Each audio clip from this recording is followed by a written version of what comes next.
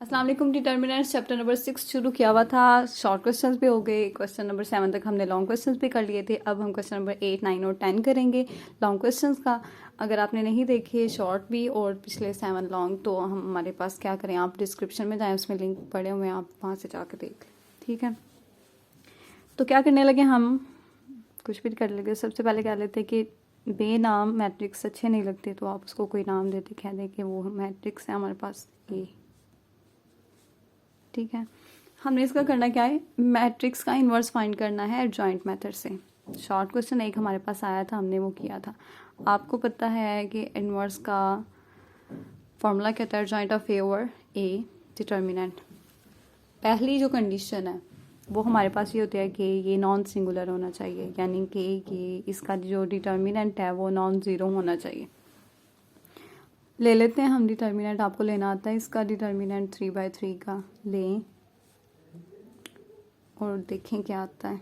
4 × 3 4 2 2 -2 3 2 2 2 plus 2 × 3 2 3 4।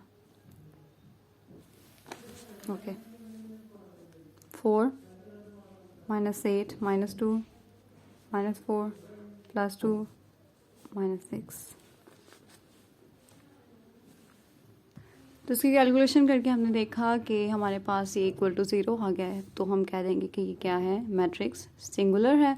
तो हम इसका डिटर्मिनेंट नहीं ले सकते, सॉरी इसका इन्वर्स नहीं ले सकते। अब क्वेश्चन नंबर 2 करके देख लेते हैं। क्वेश्चन नंबर 2 है हमारे पास, जो मैट्रिक्स गिवन है उससे पहले ही मैं कहने लगी हूँ वो इक्वल टू है ए। ठीक है, लेट 3 2 7 1 5 1 4 1 2। ठीक है, ये हमारे पास मैट्रिक्स है। अब हम इसका इन्वर्स निकालने लगे हैं। इन्वर्स कैसे फाइंड करेंगे, A inverse is equal to adjoint of A over A determinant. वही बात, इसका डिटर्मिनेंट लेके पहले देखेंगे कि ये इक्वल टू 0 आ गया तो हम कह देंगे कि सिंगुलर है। अगर नॉन ज़ीरो आता है तो हम कहते हैं नॉन सिंगुलर, इसका नॉन सिंगुलर है ये, और इसका इन्वर्स पॉसिबल है। मैंने इसका डिटर्मिनेंट लेके देखा तो ये इक्वल टू आया था 164 के। ठीक है, अब हम क्या करेंगे, इसका एडजॉइंट लेना है। 3/3 का आपको डिटर्मिनेंट लेना आता है, ये नॉन ज़ीरो है, नॉन सिंगुलर है, हम इसका कर लेंगे। क्या करेंगे, एडजॉइंट लेना अब आपके लिए ये था नई चीज़ आपके लिए, एडजॉइंट ऑफ ए। आपने ये वाला मैट्रिक्स अगर जहन में आप रखेंगे तो आपके पास एडजॉइंट लेना इजी हो जाएगा। 3/3 का डिटर्मिनेंट लेना आ गया, अब एडजॉइंट सीख लें। यहाँ पे आता है C11 C21 C31 C12 C22 C32। ठीक है, C13 C23 C33। ये 3/3 मैट्रिक्स का एडजॉइंट होता है। हम कैसे एडजॉइंट फाइंड करेंगे, C11 C21 C31, ये इसकी रो है और इसका कॉलम है। अब ये फाइंड करने का C11 या C22 C23 जो भी है, ये कैसे करते हैं हम वो सीखेंगे अभी। मैंने मैट्रिक्स यहाँ पे लिख लिया ताकि इजी हो जाए। C11 इज इक्वल टू होता है, आपने यहाँ पे लिखना है -1, उसकी पावर में लिखना है जो भी आपने यहाँ पे लिखा होना है, 1 + 1। ठीक है, उसके बाद आपने क्या करना है, डिटर्मिनेंट का साइन लगाना है। आपने जो 1 1 लिखा है, आपने वो ना तो रो लेनी है पहली और ना उस वो वाला कॉलम लेना है। फर्स्ट रो फर्स्ट कॉलम को छोड़ के आपके पास जो भी आता है यहाँ पे आप वो लिख दें। ठीक है, कैलकुलेशंस बाद में करते हैं, पहले ये लिख लेते हैं। 1 1 2 1 -1, second row first column, second row first column को छोड़ के 2 1 7 2 लिखते हैं। ठीक है, C2 3 1 आएगा, -1 की power 3 + 1, third row first column 2 5 7 1। ठीक है, समझ आ रही है। अब आएगा 3 1 1 हो गया, 2 1 हो गया, 3 1 हो गया। अब आएगा 2 1 -1 की पावर जो भी यहाँ पे लिखी है 2 + 1, यानी कि सेकंड रो और फर्स्ट कॉलम आपने नहीं लिखना। सेकंड रो फर्स्ट कॉलम 2 1 7 2, ठीक है। फिर 3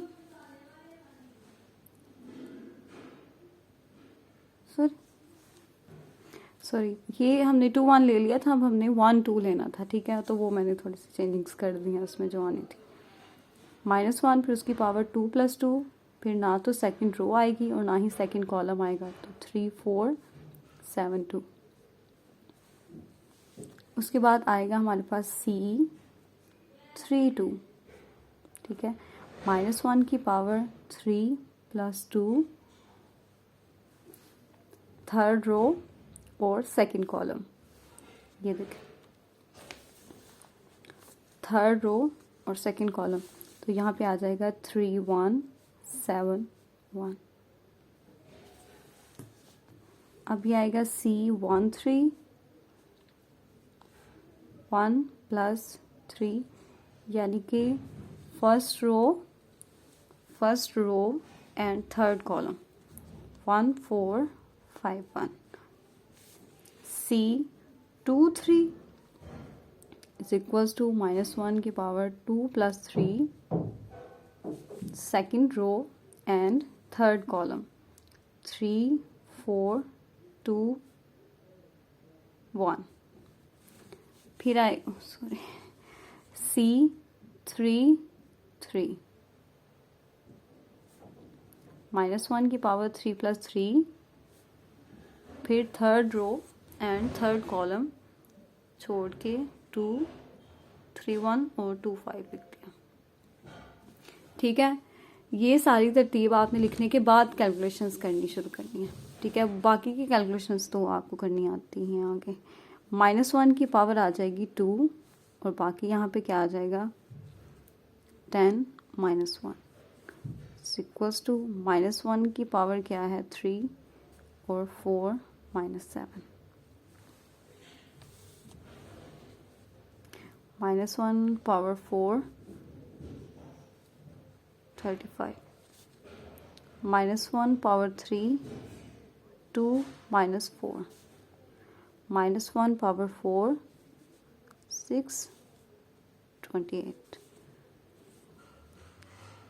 या अच्छा, एक बात जो मैंने यहाँ पे आपको बतानी थी कि अगर -1 की पावर इवन है, -1 हो या कोई भी नंबर माइनस में हो, उसकी पावर इवन होती है तो हमारे पास वो -+1 में चेंज हो जाता है, यानी कि वो -+ में चेंज हो जाता है। अगर -1 की पावर ऑड आती है, यानी कि 2 नहीं आती, 2 का मल्टीपल नहीं आती, 3 5 7 9 इस टाइप की आती है, तो ये माइनस का माइनस ही रहता है। अब आपने जब इसकी कैलकुलेशन करनी है तो आपने ये चीज़ ध्यान में रखनी है, ये इवन था तो ये पॉजिटिव हो जाएगा, ये अंदर मल्टीप्लाई नहीं होगा। अगर ये -3 जैसे आ गया तो ये वाला जो इसकी पावर क्या थी माइनस, तो ये -1 ही रहेगा, तो ये एंड पे आके 3 बन जाएगा, ठीक है। ये आपने कैलकुलेशंस करते हुए ध्यान में रखनी है बात। ओके, सबके हमने करके ये सब करने के बाद मैंने जो मैट्रिक्स आपको बताया था कि एडजॉइंट ऑफ किसी भी 3/3 का जो एडजॉइंट होता है वो इसके इक्वल होता है। इसमें अब वैल्यूज़ रखेंगे तो हमारे पास जो मैट्रिक्स बनेगा वो आएगा कुछ 9 3 33 2 -22 -4 -19 5 एंड 13। अब ये देखें, ये सबकी मैंने कैलकुलेशंस करने के बाद मैंने सबकी C11 C12 जितनी भी वैल्यूज़ निकली वो मैंने सारी इस मैट्रिक्स के अंदर रख दी। तो ये हमारे पास क्या आ गया, एडजॉइंट ऑफ ए। अब ये एडजॉइंट भी आ गया हमारे पास, जो मैंने इसका डिटर्मिनेंट निकाला था वो 164 नहीं, वो -102 आया, ठीक है। जो भी नॉन ज़ीरो तो है ना, ठीक है, ये नॉन ज़ीरो है और ये नॉन सिंगुलर है, तो मैं क्या करूँगी, इस फॉर्मूला में मैं वैल्यूज पुट करने लगी, ठीक है। Adjoint of A over A inverse is equal to A inverse. मैं यहीं पे इसको अगर मैं वैल्यूज यहाँ पे पुट कर दूँ तो ये -102 आ जाएगा।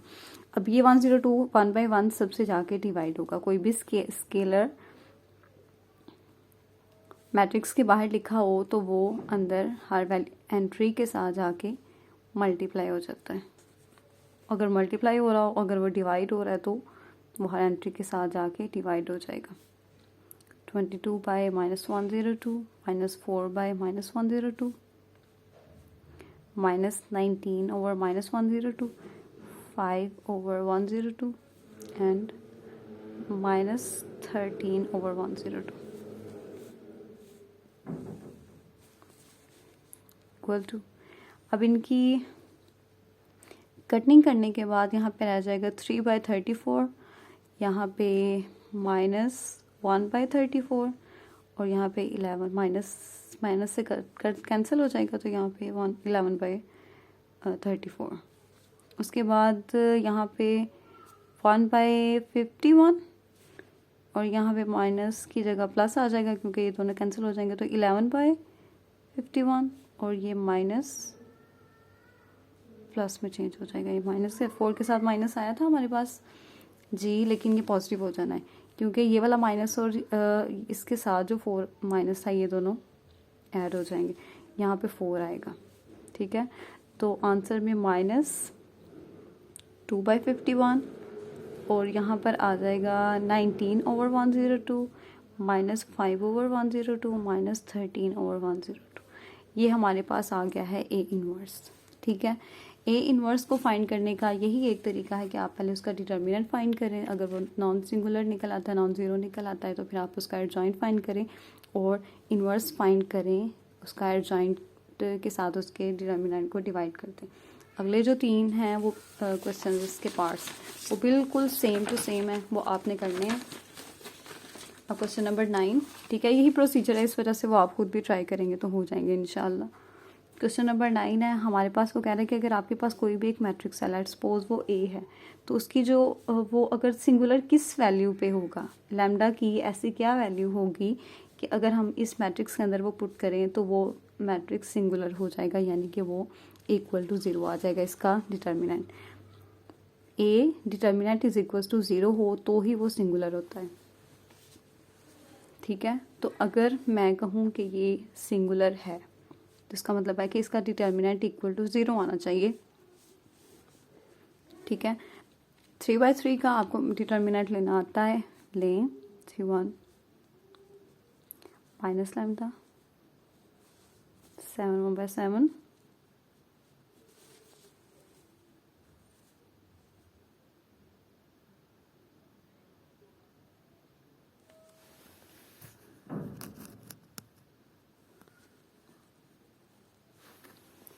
Is equals to 0। ठीक है, 4 यहाँ पे 15 माइनस लैम्डा और यहाँ पे रह जाएगा 5 + 3 और यहाँ पे आ जाएगा ये 15 is equals to 0। 60 + 5 lambda + 45 is equals to 0। 5 lambda - 15 is equals to 0 और 5 lambda is equals to 15, then lambda is equals to 3। ठीक है, लैम्डा की वैल्यू अगर 3 होगी तो ही ये मैट्रिक्स जो हमें गिवन था ये सिंगुलर होगा। ठीक है, तो उसके बाद क्वेश्चन नंबर 10 जो है आपके पास वो भी थोड़ा सा ट्रिकी है और वो बहुत मज़े का क्वेश्चन है। ABC A² B² C² is equals to, इसको हमने करना है A - B B - C and C - A। अब ये देखें, हमने राइट हैंड साइड से ही गैस करना होता है कि हम लेफ्ट हैंड साइड के साथ क्या ऐसा करेंगे कि हम अपनी रिक्वायर्ड चीज़ ले लें। अब A - B है, यहाँ पे अगर हम C1 में से C2 को माइनस कर दें तो हमारे पास A - B बन सकता है ना। तो हम यहाँ पे क्या कर लेते हैं, C1 - C2 लिख देते हैं, 1 - 1। ठीक है, A - B A² - B²। बाकी ये सारी चीज़ तो वैसे ही रहेगी, 1B B² C² C1। ठीक है, अब एक और चीज़ B - C भी चाहिए हमें, तो अगर मैं C2 में से C3 को माइनस कर देती हूँ तो ये B - C बन जाएगा ना यहाँ पे। ठीक है, यहाँ पे 0 A - B। अब ए स्केयर माइनस बी स्केयर है, इस पर एक फॉर्मूला अप्लाई किया जा सकता है, ए माइनस बी ए प्लस बी वाला इक्वल होता है ए स्केयर माइनस बी स्केयर के। तो यहाँ पे क्या लिख देंगे, ए माइनस बी ए प्लस बी, ठीक है। 1 माइनस 1, अब इस पे जो चीज़ अप्लाई हुआ है वो C2 माइनस C3 है, B minus C B square minus C square, और ये 1 सी स्केयर वैसे का वैसे ही रहेगा, ठीक है। 0 a minus B and a plus B, 0 b minus C b plus C, 1 C square, इसको वैसे ही रहने दें, ठीक है। अब हम क्या करेंगे, हमें पता है कि ये तो है 0, तो ये चीज़ सेम है तो इसको बाहर कॉमन निकाल लें, ये भी चीज़ सेम है तो इसको कॉमन निकाल लें, ठीक है। 0 1, यहाँ पे क्या रह जाएगा, a प्लस बी, यहाँ पे 0 1 b plus C, 1 C square. हमें चाहिए अब राइट हैंड साइड पे c माइनस ए, तो वो हम ऐसे ही कर सकते हैं कि इसका हम 3/3 मैट्रिक्स का डिटर्मिनेंट निकाल लें, p माइनस सी। अब ये देखें, ये भी 0 है, 0 लिखेंगे, इन दोनों को आपस में मल्टीप्लाई जो मर्जी कर लें, हम 0 से उसने मल्टीप्लाई होना तो वो 0 हो जाएगा, माइनस 0 है, इन दोनों को मल्टीप्लाई करें, माइनस करें, जो मर्जी करें, फिर 0 से मल्टीप्लाई होगा, वो ये भी 0 हो गया। फिर ये प्लस 1, ये इसके अंदर क्या चीज़ रह जाती है, ये और ये, ठीक है। ये जब इससे मल्टीप्लाई होगा तो b प्लस सी, जब ये इससे होगा तो माइनस ए माइनस बी, ठीक है। इस चीज़ की समझ आई है।